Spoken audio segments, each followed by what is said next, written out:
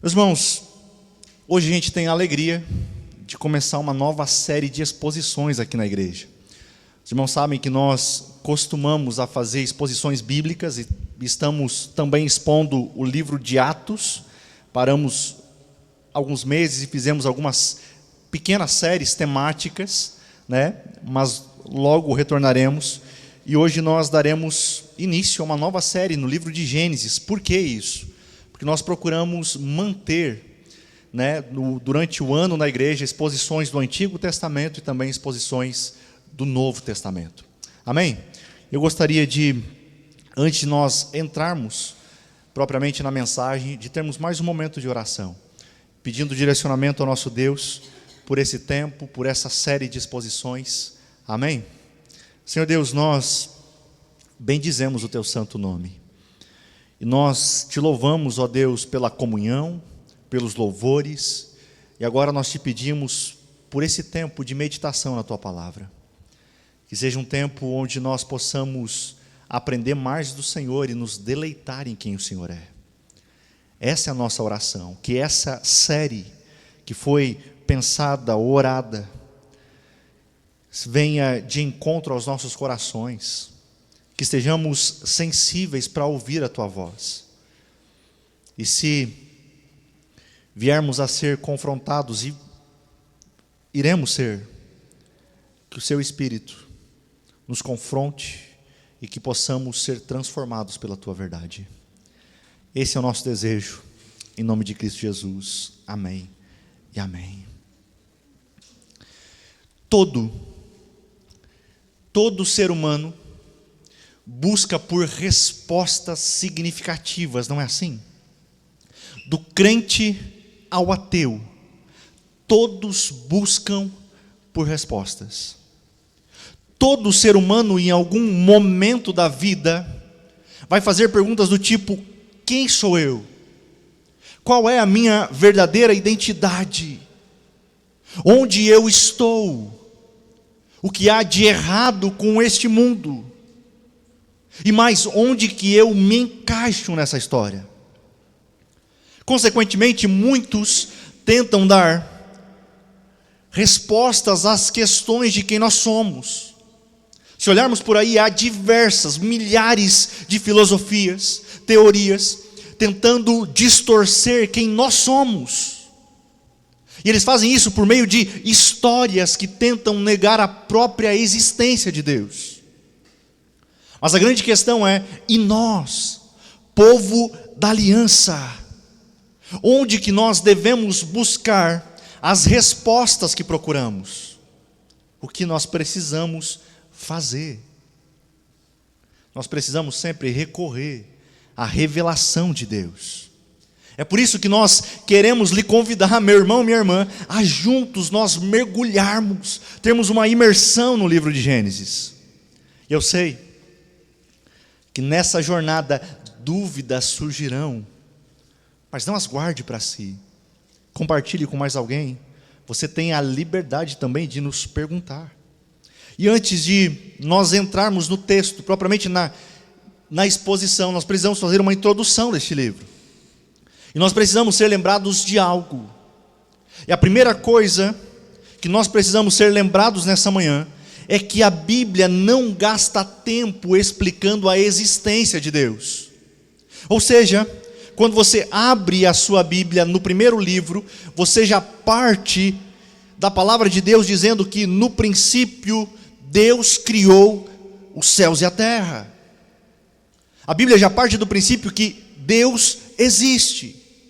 E esse princípio básico norteia toda a Bíblia. É exatamente o que nós vemos no primeiro versículo. É óbvio que, para a mentalidade pós-moderna, os relatos bíblicos da criação são um tormento. Não é assim? Mas não há nada novo debaixo do sol. Pois desde o Éden, o homem tenta tirar Deus do centro. E a criação de Deus tem sido muito atacada pelo secularismo, pelo ateísmo. Eles tentam desacreditar, negar o criacionismo. Mas acreditem que até mesmo entre nós cristãos há dúvidas sinceras sobre a criação. E essas dúvidas não nos faz mais nem menos crentes, não. São dúvidas que existem. E que talvez nós não teremos todas as respostas. Talvez você se pergunte, como que Deus criou o mundo? Será que Ele criou cada espécie diferente de planta e animal de modo direto? Ou será que Ele fez uma espécie de processo evolutivo? Quanto tempo será que Deus levou para produzir a criação? Qual é a idade da terra? Qual é a idade da raça humana? Será que ela foi completada num espaço de 6 dias, de 24 horas literais? Ou será que esses dias eram eras? Eu sei que muitos olham para o relato da criação e se perguntam, como que pode Deus ter criado tudo em apenas 6 dias? Não é assim? Você já fez essa pergunta? Mas você sabia que até o século XIX, antes da obra de Charles Darwin, a pergunta era exatamente oposta. No século XVI, o reformador João Calvino se perguntava por que Deus havia levado tanto tempo para terminar a criação. São curiosidades que surgem. E como eu disse, por vezes nós não teremos todas as respostas.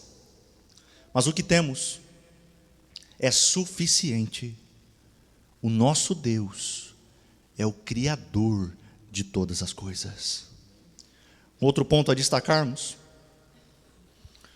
antes de entrarmos no texto, é que às vezes nós vamos para o texto da criação com uma mente pós-moderna. E nós precisamos lembrar que há uma distância histórica e cultural. E um dos maiores erros que nós podemos cometer na interpretação é ler o texto como se ele tivesse sido escrito com a mesma maneira de se pensar hoje.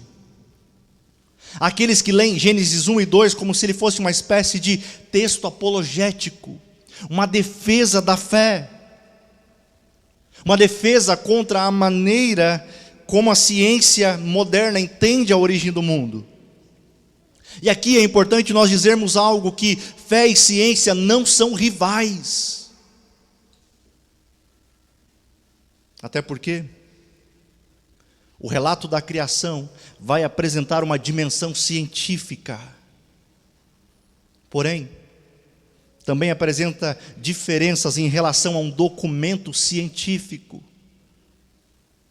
Seus objetos, por exemplo, são diferentes. Criador e criação. Suas linguagens também são diferentes. E os seus objetivos também são. Queridos, a ciência trata o como da criação. Gênesis discute o quem da criação. Seus públicos são distintos. A ciência se dirige à comunidade científica, que sempre exige validação empírica. Gênesis se dirige à comunidade da aliança, pessoas que recebem a validação no coração por obra do Espírito. Ok, mas qual é a relevância de estudarmos Gênesis? Por que estudarmos esse livro? E a relevância se dá porque se nós tivermos um entendimento errado da criação, então todo o restante será afetado. Nós precisamos saber que a criação pavimenta o caminho para a nossa redenção em Cristo. Sem as verdades dos primeiros capítulos da Bíblia, as pessoas acabam adotando, abraçando uma visão distorcida do mundo. Uma visão que é equivocada sobre Deus, sobre a criação e sobre até a própria humanidade. Por isso que a história primeva, que vai do capítulo 1 de Gênesis até o capítulo 11, é tão importante.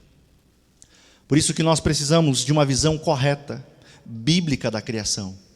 E um dos propósitos do livro de Gênesis, é dar ao povo da aliança a visão correta da criação. Sabe por quê? Porque aquele povo havia ouvido várias versões distorcidas da criação. Para os irmãos terem ideia, eu preciso explicar o contexto que Gênesis é escrito. Na época que Gênesis é escrito, haviam outras tradições do Antigo Oriente Próximo, que eram conflitantes em relação à criação. Você pode pesquisar depois, mas havia, por exemplo, o Enuma Elish. O que é isso? Que era um mito sobre a criação, que contava a história da vitória do deus Marduk sobre a força do caos e o estabelecimento da ordem da criação, na criação do mundo. Basicamente esse era o contexto.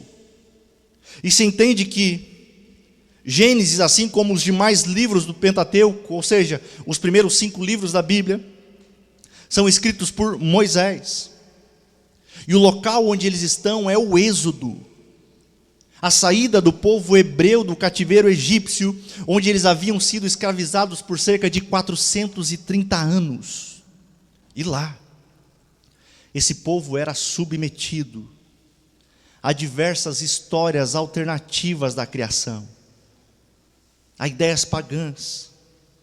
E apesar da tradição oral, que era muito importante, era e é muito importante para o povo judeu, eles sabiam da história correta da criação, mas isso não os impedia de serem seduzidos por falsas histórias de como tudo passou a existir. Então, pensem comigo, imaginem a confusão na mente daquele povo. A gente tem ouvido como é a criação, mas outros contam outras histórias. E essas visões que eles ouviam, todas elas eram politeístas. Acreditavam que a criação do universo e do homem era simplesmente o resultado da ação dos deuses. É por isso que eles precisavam ser lembrados de quem? Do Deus da aliança e de como Ele criou todas as coisas. É por isso que Gênesis é a base, a porta pela qual Deus inicialmente se faz conhecido ao seu povo. Vamos para o texto? Abra sua Bíblia comigo. Não está muito difícil de achar. Primeiro livro da Bíblia.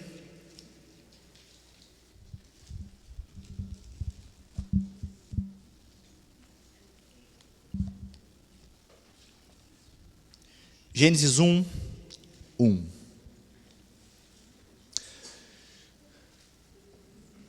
Depois eu lhe convido a permanecer com a sua Bíblia aberta. A gente não vai fazer a leitura agora de todo o texto, mas a gente vai avançando na medida em que vamos fazendo a exposição. Assim está escrito a palavra do Senhor: no princípio, Deus criou os céus e a terra. Sempre quando eu olho para Gênesis 1 e 2, eu digo que é como se nós estivéssemos diante de uma exposição de arte. E basicamente você está ali admirado, deslumbrado ao ver a beleza daquelas artes expostas, dos detalhes, do quanto aquilo é magnífico.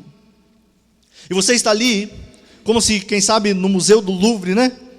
E de repente alguém se aproxima de você e diz: olha, você gostaria de conhecer o artista? Gênesis 1 e 2 é a apresentação do grande artista. E que apresentação, não é mesmo? Gênesis começa com o relato da criação divina, do cosmos, de todo o universo e da criação dos seres humanos. É interessante, o interessante é que a primeira declaração que temos na Bíblia, ela é maravilhosa, fantástica.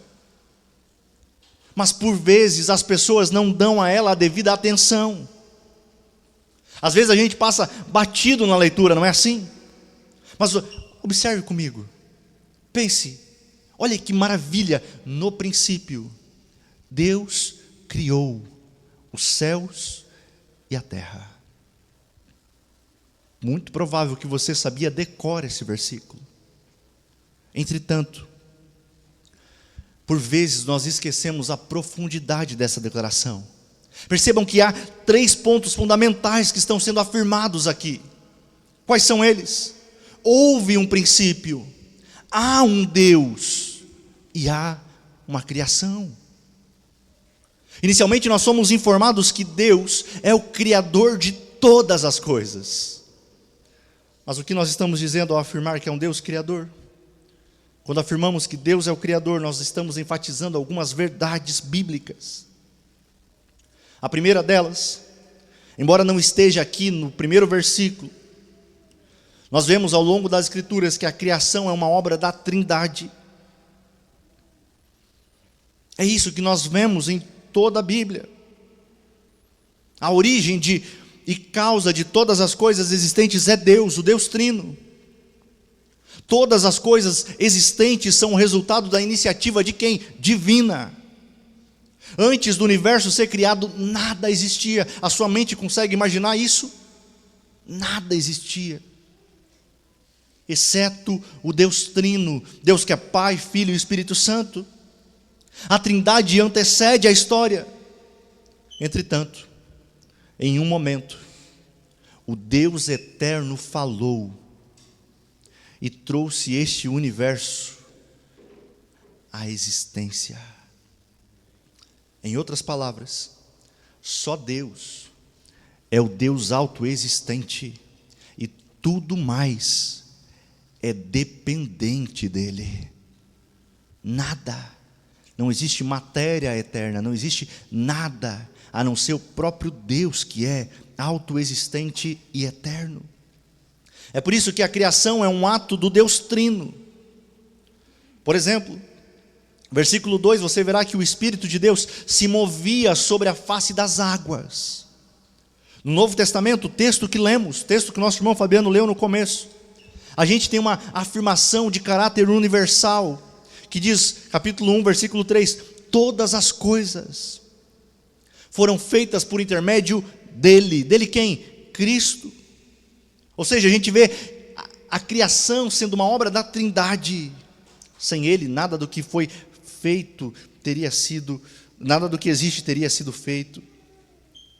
O apóstolo Paulo também, escrevendo aos Colossenses, diz que tanto as coisas visíveis como as invisíveis, ele diz, pois nele foram criadas todas as coisas nos céus e sobre a terra, as visíveis e as invisíveis, sejam tronos ou soberanias, poderes ou autoridades, todas as coisas foram criadas por ele e para ele. Portanto, o mundo criado é fruto da iniciativa do Deus que existe em três pessoas.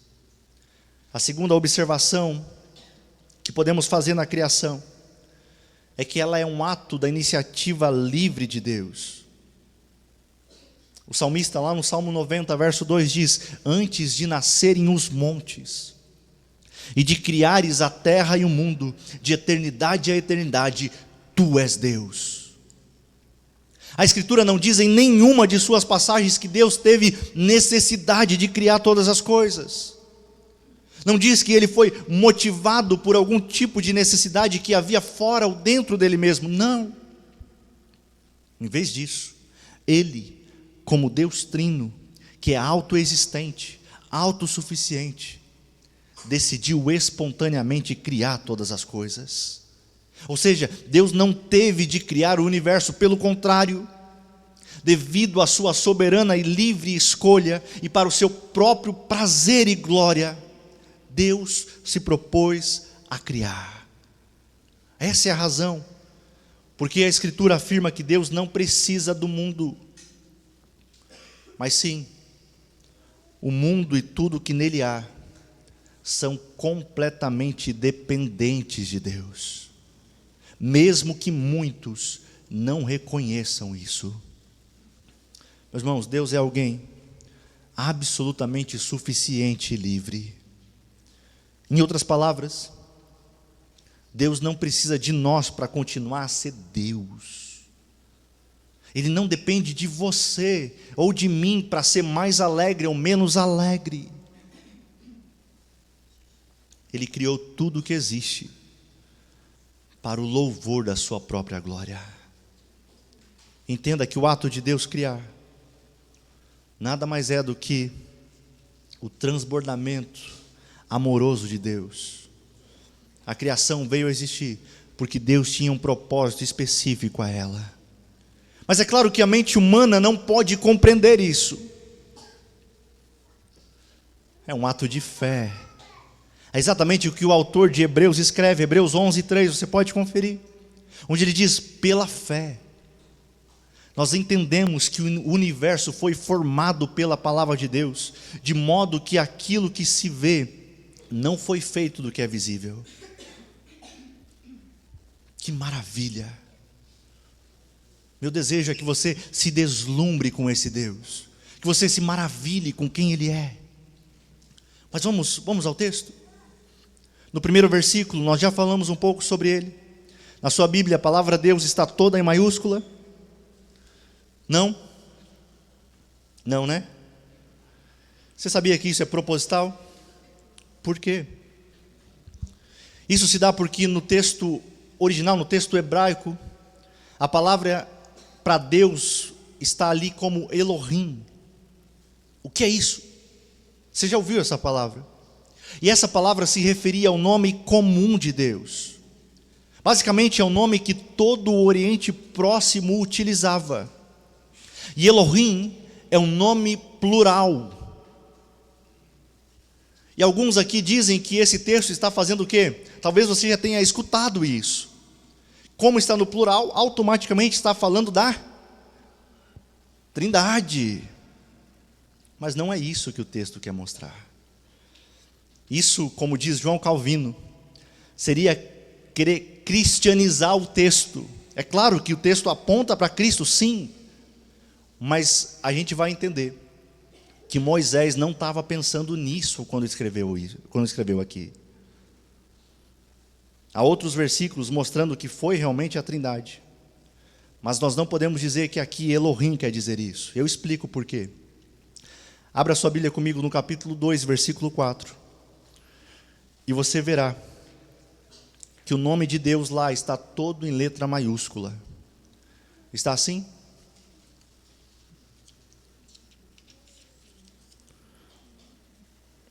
Encontrou? Na parte B do versículo, quando o Senhor Deus fez a terra, encontraram quase no final do versículo? Está maiúsculo? Quando o Senhor Deus. Você verá, se a sua Bíblia não está em maiúsculo, toda ela em maiúsculo, tudo bem, mas faz parte.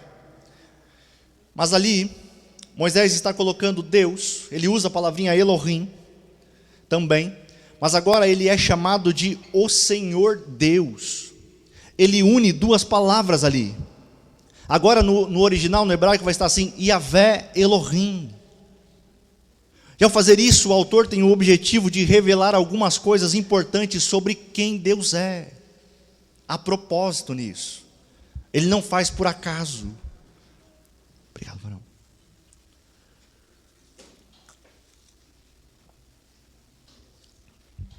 E há duas passagens que são fundamentais para nós entendermos isso. Se você está tomando nota, quiser anotar, para depois fazer o tema de casa e ler, você verá isso em Êxodo 3 e Êxodo 6, dos versículos 1 a 12. E esses textos relatam a forma de Deus se revelar a Moisés como Yahvé. Deus se revela a Moisés dessa maneira, como Yahvé, ao chamá-lo para tirar o povo de Israel da escravidão do Egito. O nome Yahvé é o título que o próprio Deus escolhe para identificar a si mesmo como Redentor divino. O Deus que resgata o seu povo da escravidão e depois se encontra com ele no Monte Sinai. Então, quando os nomes Yahvé e Elohim são unidos, como nós vemos em Gênesis 2:4, o que Moisés está nos mostrando é o seguinte: é que o Deus que resgatou Israel da escravidão é o mesmo Deus que criou todas as coisas. Moisés está dizendo, esse Deus que nos libertou, esse Deus que é Salvador e Redentor, é também o Criador. Então Moisés diz que Deus criou os céus e a terra. Ele está se referindo aqui à totalidade da criação. É como se Moisés estivesse dizendo: ei, tudo que vocês conseguem perceber, tudo que vocês conseguem ver, tudo foi criado por Deus. É interessante também que esse verbo criar aparece na Bíblia inúmeras vezes. Contudo, o verbo lá que é utilizado, bará, todas as vezes que aparece, se referem a Deus. Por quê? Porque os humanos podem fazer, formar, construir, mas só Deus é quem cria a partir do nada. Olhamos para o verso 2. Como era a terra? Era a terra sem forma e vazia. Trevas cobriam a face do abismo, e o Espírito de Deus se movia sobre a face das águas. Observem que agora o Espírito de Deus se movia sobre a face das águas. E alguns teólogos usam uma imagem aqui de como se fosse uma águia sobrevoando, cuidando do ninho. É como se o Espírito voasse sobre a terra para protegê-la e preservá-la. É interessante que o Espírito de Deus está presente no aparente caos, para garantir que os planos de Deus irão se cumprir. É o que você crê? Assim como o Espírito ter cuidado da terra em seus primeiros dias, Ele também cuida de todos os eleitos de Deus.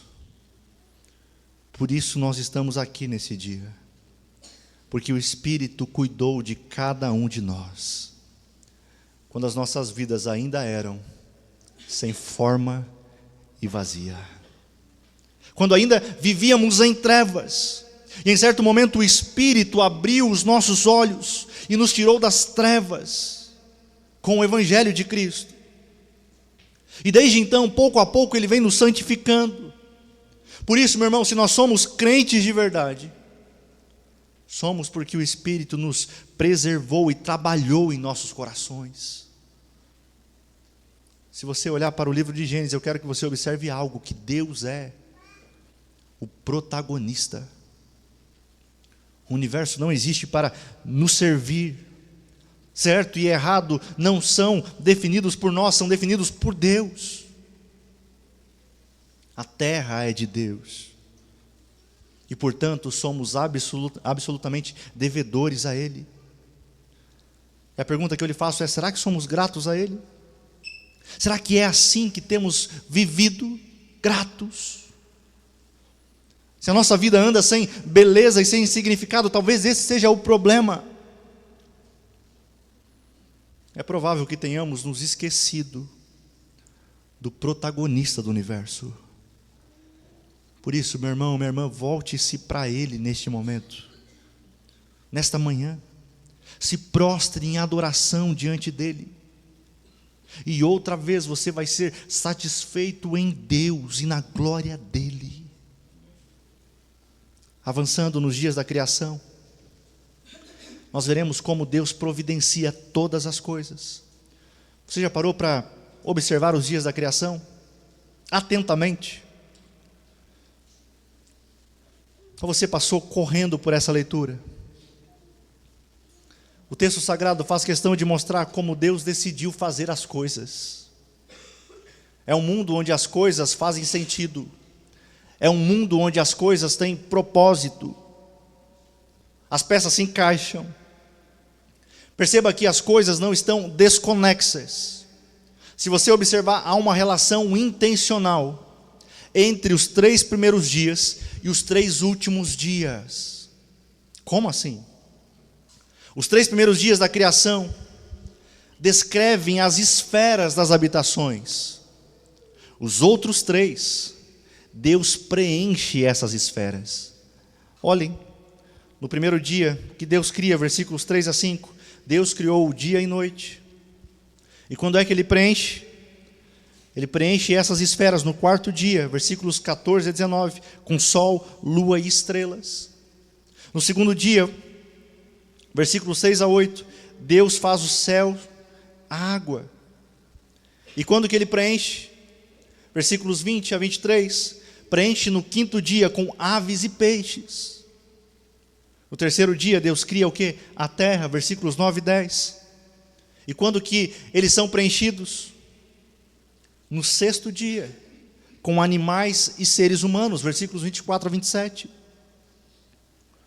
É interessante como que Deus trabalha, Deus cria as esferas de habitações e depois as preenche. Tudo faz sentido. Outra coisa é que, se vocês observarem, vocês verão que o irmão Moisés gostava de polêmica, porque ele está polemizando no texto. Como assim? Ele está aqui combatendo a visão equivocada dos caldeus e, consequentemente, de todos os outros povos. Por exemplo, no Egito, as pessoas adoravam as águas da terra, o rio Nilo.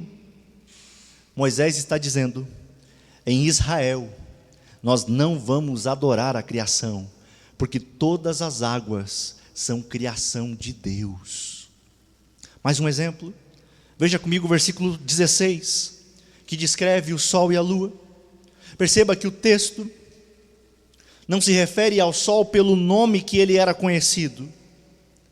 Em vez disso, Moisés o chama de luminar maior, e de modo semelhante ele chama a lua de luminar menor. Por quê? Será que isso tem algum propósito? É claro que sim. O sol e a lua também eram adorados como deuses.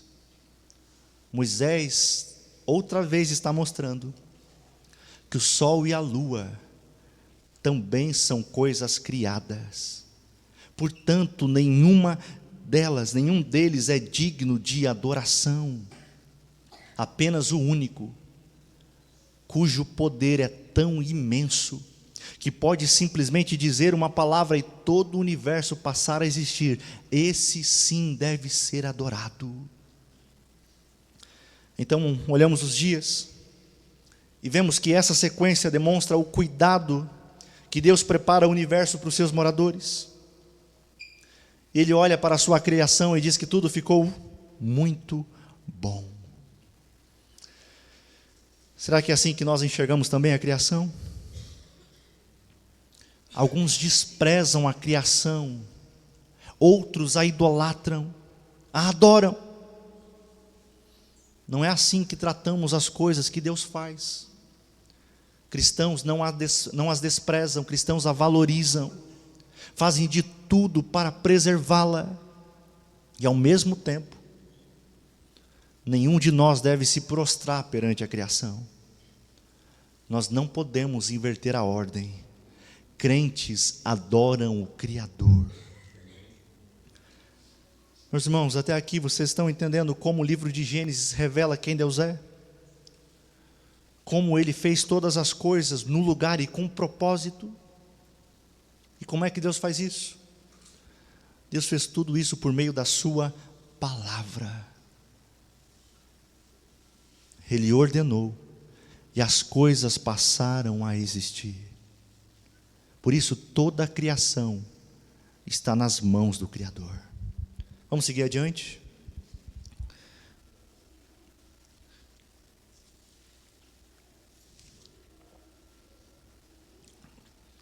Agora nós chegamos na coroa da criação. Esse é o texto que eu quero ler com vocês, versículos 26 a 31. Que diz assim: então disse Deus: façamos os seres humanos à nossa imagem, conforme a nossa semelhança.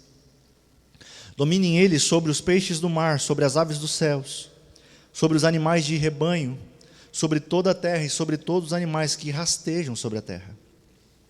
Então Deus criou o ser humano à sua imagem, a imagem de Deus o criou, homem e mulher os criou.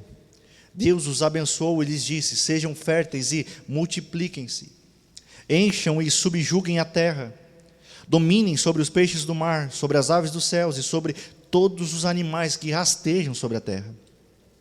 Então Deus disse: Eis que dou a vocês todas as plantas que nascem em toda a terra, que produzem sementes, e todas as árvores que produzem frutos com sementes.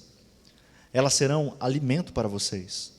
Além disso, a todos os animais da terra, a todas as aves dos céus e a todos os animais que rastejam sobre a terra, ou seja, a tudo que tem em si fôlego de vida, dou todos os vegetais como alimento. E assim foi. Deus viu tudo o que havia feito e percebeu que tudo havia ficado muito bom. Passaram-se a tarde e a manhã, e esse foi o sexto dia. Eu quero destacar alguns pontos com vocês aqui. Um deles é o começo do versículo 26. Então disse Deus: façamos o homem. Façamos os seres humanos. O que deve nos chamar a atenção aqui é o seguinte: homem e mulher são tão importantes para Deus, que parece que Ele parou para ponderar sobre a criação dele. Se observarmos também a linguagem da criação dos homens, é diferente da linguagem de todo o restante da criação. Você lembra como era? Antes era, disse Deus, haja, e as coisas passavam a existir. Agora o texto muda para nos dizer, façamos o homem. Nós veremos mais isso no próximo sermão, capítulo 2. É um destaque que revela a nossa importância na criação. Outra observação, outro ponto importante que precisamos ver, é que os homens foram feitos de que maneira? Foram feitos à imagem de Deus. Ou seja, foram criados para se parecerem com Deus. Mas não são seres iguais a Deus. Por isso é que tem o acréscimo, semelhança. Nos parecemos com Ele. Podemos imitá-lo em muitas coisas, mas ainda assim, sempre haverá distinção. Ele é o Deus supremo, soberano, exaltado sobre todas as coisas. Nós somos suas criaturas. E a principal característica de ser imagem de Deus é o seu propósito. Fomos criados para exaltar a Deus. Lembra do Catecismo de Westminster? Qual é o fim principal do homem? O fim principal do homem é glorificar a Deus e se alegrar nele para sempre. Nós somos criados com o propósito de glorificar a Deus. Fomos criados também para dominar. Como assim? Não é a teologia do domínio, não. Veja comigo o versículo 28. Deus os abençoou e lhes disse: sejam férteis e multipliquem-se, encham e subjuguem a terra, dominem sobre os peixes do mar, sobre as aves do céu e sobre todos os animais que se movem pela terra. Esse é o ideal da criação. Nós vivemos em um mundo cheio de propósito. Devemos existir para atender e cumprir os propósitos do Criador. Nós fomos criados à imagem dele. E é de onde vem a nossa maior dignidade. É onde nós encontramos a nossa identidade.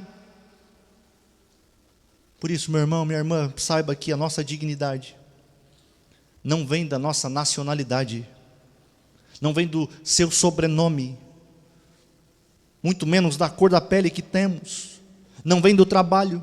A nossa maior dignidade vem do Criador que nos fez a sua imagem. Nada, absolutamente nada poderia ser mais alto do que isso. Nós somos criação de Deus. E como os nossos primeiros pais, cabe a nós ouvirmos a sua voz e representá-lo neste mundo.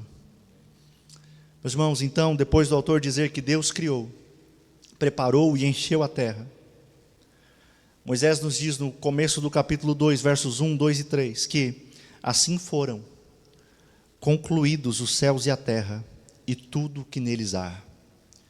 No sétimo dia, Deus já havia concluído a obra que realizara. e nesse dia descansou. Abençoou o sétimo dia e o santificou, porque nele descansou de toda a obra que realizara na criação.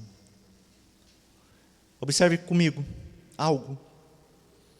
O sétimo dia está em 2 versículos. O autor está indicando a sua importância acima dos demais. Se você observar também, quando, depois de Deus ter criado o segundo dia, Deus não fala que aquilo era bom. Acho que ele ponderou sobre a segunda, né? Mas agora, no sétimo dia, ele dá ênfase aqui. E o autor está indicando a sua importância acima dos demais. E nesse dia, após ter concluído a obra da criação, diz o texto que Deus descansou. Ou seja, ele descansou da obra da criação para contemplá-la. Mas ele não só descansou. Diz o texto que ele abençoou o sétimo dia e o santificou. O que é isso? Ele abençoou um dia para o nosso crescimento. Ele separou um dia com o propósito de abençoar o povo da aliança. De que bênção nós estamos falando? A bênção do encontro com Deus. Como diz um comentarista, o Senhor descansou das obras das suas mãos do capítulo 1, para agora no capítulo 2 se encontrar com o homem. Tenho certeza que nós deveríamos fazer o mesmo. Parar de tentar dominar o mundo ao menos um dia por semana, a fim de nos encontrarmos com aquele que é o Rei, Criador de todas as coisas. E esse encontro tem um caráter público e também privado, porque nós nos encontramos com o Senhor na adoração dos santos, no culto, quer seja ele de manhã ou quer seja ele à noite. Por isso, não deixe que nada lhe atrapalhe e o faça perder a adoração em comunidade neste dia. Agora, falando do aspecto privado, use bem o presente que Deus lhe deu. Gaste mais tempo com o Senhor neste dia, em oração, leitura, meditação na palavra. Aproveite esse dia para cultivar esse encontro com Deus, que é a maior de todas as dádivas. Irmãos, esse dia também nos oferece descanso físico e espiritual. E não descansar aos domingos pode significar desconfiar de Deus. Mas o contrário também é verdadeiro. Descansar aos domingos é também revelar fé no Deus da palavra. É crer que Ele segue trabalhando mesmo quando estamos descansando. Irmãos, hoje é apenas o começo, a gente avançou bastante. A introdução, uma breve exposição. Mas eu quero lhe dizer algo. Que você saia daqui lembrando que há uma verdade que precisa alcançar o nosso coração. E a verdade é que o Deus que criou todas as coisas continua sustentando todas elas. Nada, absolutamente nada escapou do seu controle no primeiro capítulo de Gênesis. E nada escapa do seu controle hoje. Por que nós precisamos lembrar disso? Porque nós vivemos em uma cultura que tenta nos convencer, ou já nos convenceu, de que nós precisamos controlar tudo. Trabalhamos mais, planejamos mais, nos preocupamos mais. Eu não estou dizendo que você não deva fazer isso, não. A questão é que às vezes nós carregamos pesos que Deus nunca pediu que carregássemos. Não é assim? Muitas vezes nós acreditamos que se diminuirmos o ritmo, tudo irá desmoronar. Como se o mundo dependesse das nossas mãos. Mas o sétimo dia nos ensina exatamente o contrário. Quando Deus descansou, Ele estava declarando que a criação estava completa e que o universo continuaria funcionando. Não porque, como um relojoeiro, deu a corda no relógio. Não, isso é teísmo. Mas porque Ele, o Deus que criou todas as coisas, segue sustentando o universo, segue sustentando os céus, segue conduzindo a história e cuidando dos seus filhos. Talvez alguns de nós estejamos vivendo cansados, não apenas fisicamente, mas espiritualmente também. Cansados de tentar resolver tudo sozinhos. Porque constantemente nós pensamos que nós somos aceitos por Deus, que somos amados por Ele, por conta do nosso desempenho, da nossa performance. Nós precisamos aprender a descansar em Deus. E como é culto de ceia, nós precisamos lembrar que na cruz, antes de entregar o seu Espírito, Jesus declarou: está consumado. Sabe o que é isso? O que isso tem? Por que a gente pulou lá para o Evangelho de João, se a gente estava expondo o Gênesis? É que assim como Deus concluiu a criação e descansou, Cristo concluiu a obra da redenção. Não há nada que nós possamos acrescentar ao que Ele fez. E em Cristo, nós encontramos o descanso que a nossa alma necessita. Por isso que o dia do Senhor é um presente da graça de Deus, onde o próprio Deus nos chama, semana após semana, a pararmos e lembrarmos quem realmente governa a nossa vida. Entenda que quando nos reunimos como igreja para adorá-lo, nós estamos confessando que o nosso sustento não vem do nosso trabalho, mas das mãos do nosso Pai. Quando abrimos as Escrituras, oramos e descansamos em sua presença, estamos dizendo ao nosso coração: o Senhor continua no trono, e isso é suficiente. E é com essa certeza que eu quero celebrar a ceia do Senhor com vocês. Quero convidar os irmãos para virem aqui à frente, para nós distribuirmos já os elementos. Alguém puder chamar as crianças também.